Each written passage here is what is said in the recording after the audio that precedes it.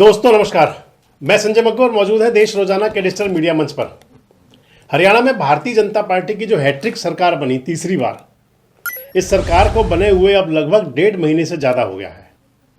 नायब सिंह सैनी को मुख्यमंत्री का कार्यभार भी संभाले हुए अब 1 महीने से ज़्यादा हो चुका है, लगभग 1.5 महीना उनको भी होने जा रहा है।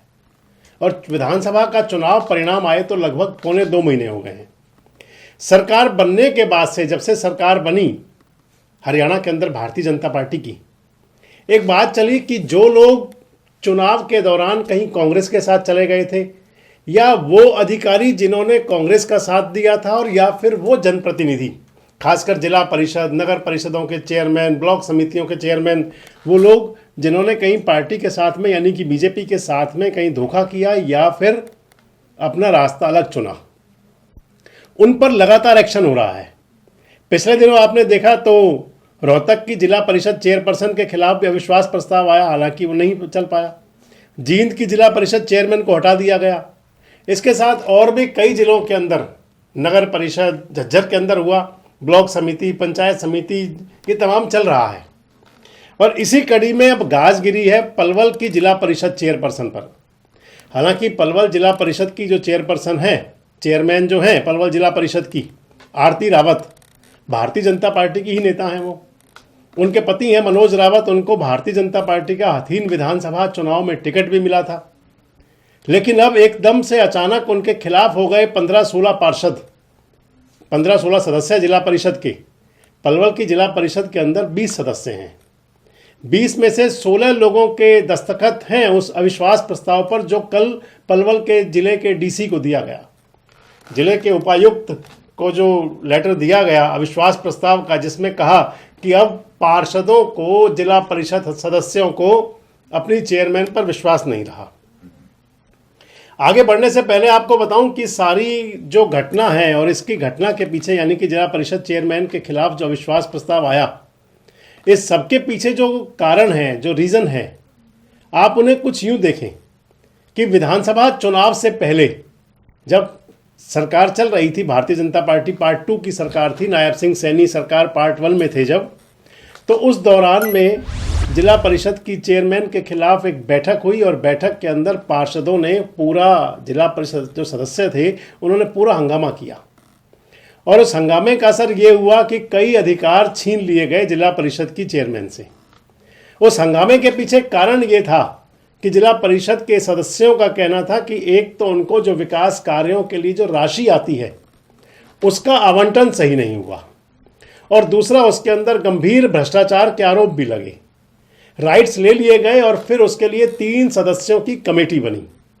दोस्तों, जब ये बात आ जाती है कि विकास कार्यों के लिए बराबर राइट्स नहीं मिले, इससे पहले भी एक पुरानी बात थी काफ़ी दिन पहले की, कि भारतीय जनता पार्टी के और केंद्रीय राज्य मंत्री कृष्णपाल गुर्जर के एक बहुत करीबी नेता हैं, उनके पारिवारिक सदस्य हैं, और उनसे जिला परिषद के 3-4 सदस्यों ने एक स्थान पर बैठ करके कहा कि हमने आपके कहने से वोट तो दे दिया था। हालांकि आरोप तो और भी कई तरह के लगे थे, कई तरह की बातें आई थी उस चेयरमैन के चुनाव में, लेकिन वो सदस्यों ने, 3-4 सदस्य थे, उन्होंने उन भाजपा के नेता जो कृष्णपाल गुर्जर जी के नज़दीकी हैं, उनसे कहा भी था कि हमने आप लोगों के कहने से वोट तो दे दिया था, जिला परिषद चेयरमैन इनको बना दिया, निर्विरोध बनाया, अनअपोज बनी थी चेयरमैन आरती रावत।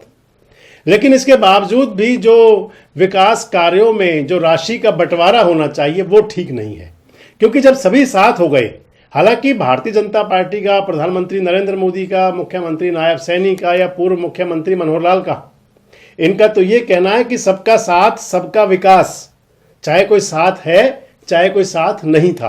क्योंकि जब भी कोई व्यक्ति विधायक चुना जाए, सरपंच चुना जाए, पार्षद बन जाए, मंत्री बन जाए, मुख्यमंत्री बन जाए, प्रधानमंत्री बन जाए, तो उनके लिए उनके क्षेत्र की जो जनता होती है वो सभी बराबर होती है।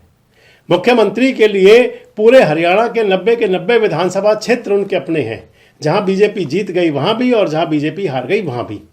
यही कंडीशन जिला परिषद के लिए थी। लेकिन चेयरमैन साहिबा ने जो उन पर आरोप लगे कि परिषद के जो अपने साथी सदस्यों के बीच में विकास कार्यों के लिए जो राशि दी जानी चाहती है उसमें भेदभाव हुआ, उसके अंदर अगर कोई विपक्षी पार्षद थे या जिनसे उनका तालमेल नहीं बैठता था, उनको राशि कम दी गई। कल जिला परिषद के एक सदस्य हैं उमेश कुदराना, वो तो बड़े संगीन आरोप लगा रहे थे। वो तो कह रहे थे कि जिला परिषद चेयरमैन चेयरपर्सन उनको लगातार बहकाते रहे, अंधेरे में रखते रहे। ये कहते थे कि उनकी जो विकास कार्यों की सूची है वो दे दी है उन्होंने डीडीपीओ को और जिला परिषद के सीईओ को, संबंधित अधिकारियों तक पहुंचा दी गई। लेकिन अधिकारी कहा करते थे, जो कह रहे थे पार्षद महोदय, अधिकारी कहते थे कि उनके पास कोई चीज़ आई नहीं। अधिकारी कहते थे कि उनकी जो ग्रांट थी वो चेयरमैन साहब अपने अपने वार्ड में या अपने चहेते के वार्ड में लेकर के चले गए। और ये तमाम जो आरोप थे, ये भ्रष्टाचार के आरोप लगे या फिर विकास कार्यों में अनियमितताओं के आरोप लगे, इन्हीं का कुछ ना कुछ रिजल्ट जरूर था कि जब पलवल जिले की 2 विधानसभा सीटें पलवल बम्पर मेजोरिटी से जीते गौरव गौतम, और अगर होडल की करें तो हरिंदर रामरतन ने भी हरियाणा प्रदेश कांग्रेस कमेटी के अध्यक्ष उदय भान को हरा दिया। लेकिन मनोज रावत बम्पर अंतरों से चुनाव हार गए। जिला परिषद की चेयरमैन के पति हैं मनोज रावत, उनको भारतीय जनता पार्टी का टिकट भी मिला था। अब बड़ी महत्वपूर्ण बात यह आ जाती है दोस्तों, पार्षदों के आरोप और भी हैं। जिला परिषद के पार्षद कुछ हमारे पास भी आए थे, उनसे बातचीत हो रही थी, तो टेलीफोनिक बातचीत भी हुई और कुछ से रूबरू मिलना भी हुआ। वो बता रहे थे कि चेयरमैन साहब की तरफ से, जो चेयरमैन या चेयरमैन के जो पति हैं भाजपा नेता, वो कह रहे थे कि उनकी तरफ से तानाशाही जैसा माहौल था। परिषद सदस्यों को, जो जिला परिषद के मेंबरान हैं, उनको अपशब्द तक कहे गए, उनको धमकी भी दी गई। और इस लिहाज से चलते हुए अब मामला यहाँ तक पहुँचा कि अपनी ही सरकार में, अपनी ही सरकार के चुने हुए जिला परिषद चेयरमैन को अपने ही सदस्यों ने उन पर अविश्वास जता दिया। वैसे जिला परिषद पलवल की अगर आपसे मैं बात कहूँ कि जिला परिषद के चेयरमैन जो भी रहे, जो भी कोई बने, उनके साथ में कई प्रकार की विडंबनाएं चलती रहीं। आप चाहे पुराना रिकॉर्ड उठा करके देख ले, दिनेश मलिक कभी चेयरमैन थे तो वो अपना कार्यकाल पूरा नहीं कर पाए थे, उनके स्थान पर वाइस चेयरमैन जो पूर्व विधायक है टेकचंद शर्मा, वो कार्यकारी अध्यक्ष रहे। यहाँ चेयरमैन थे हाजी साहब चेयरमैन बने एक बार, तो उनके साथ में इतने सारे बुराइयां उनके साथ चल पड़ी कि उसके बाद पार्षद बनना छोड़ो, नेतागिरी छोड़ो, उनके लिए कई प्रकार की तोहमत और जहमत तक झेलनी पड़ी। अगर पिछला बोर्ड कहें तो जिला परिषद के पिछले बोर्ड में पहले चमेली देवी सोलंकी जिला परिषद की चेयरमैन बनी और उनके खिलाफ उनके ही साथी अविश्वास प्रस्ताव लेकर के आए। आरोप तब भी कुछ ऐसे ही थे। चमेली देवी सोलंकी को हटाया गया और बड़ी विडंबना की बात थी ये कि जब चमेली देवी सोलंकी जो पूर्व की जिला परिषद चेयरमैन थी, उनको जब हटाया गया तो उनके साथ में एक भी पार्षद नहीं दिखाई खड़ा हुआ और इसके साथ साथ वो खुद भी बोर्ड की बैठक में नहीं आ पाई। यानी कि जो एक कहावत है, बड़े बेआबरू होकर तेरे कूचे से हम निकले, ये स्थिति बनी कि उनके पीछे से उनको हटा दिया गया। उनके स्थान पर बनी आशावती चेयरमैन, और आशावती चेयरमैन ने अपना कार्यकाल तो पूरा किया, लेकिन उसके बाद का जो उनका पॉलिटिकल सिनेरियो था वो आप सबके सामने है। अब बात आ जाती है कि क्या आरती रावत, जिनके खिलाफ जो जिला परिषद की चेयरमैन हैं, क्या उनके खिलाफ जो अविश्वास प्रस्ताव आया है, अब इसमें क्या होगा। हालांकि सरकार भारतीय जनता पार्टी की है, चेयरमैन भारतीय जनता पार्टी की हैं, उनके पति भाजपा के बड़े नेता हैं, भी हाल ही में विधानसभा का चुनाव लड़े थे। ऐसी स्थिति में क्योंकि पार्टी के लिए किरकिरी भी होती है, उस स्थिति में क्या जिला परिषद के सदस्यों ने, जो 15-16 मेंबरान हैं, जिन्होंने कि अपने हस्ताक्षर वाला जो चिट्ठी भेजी जिले के डीसी साहब को, हरीश वशिष्ठ जी को, क्या इस स्थिति में अविश्वास प्रस्ताव की कोई तारीख मिलेगी। पार्षद और जिला परिषद सदस्य तो यहाँ तक भी कह रहे हैं कि अगर चेयरमैन और वाइस चेयरमैन दोनों के खिलाफ उन्होंने जो अविश्वास प्रस्ताव दिया है, अगर इस पर कोई तारीख नहीं आई, कोई वोटिंग का दिन फिक्स नहीं हुआ या उस पर एक्शन नहीं हुआ, तो फिर वे हाई कोर्ट तक जाने से भी नहीं चूकेंगे।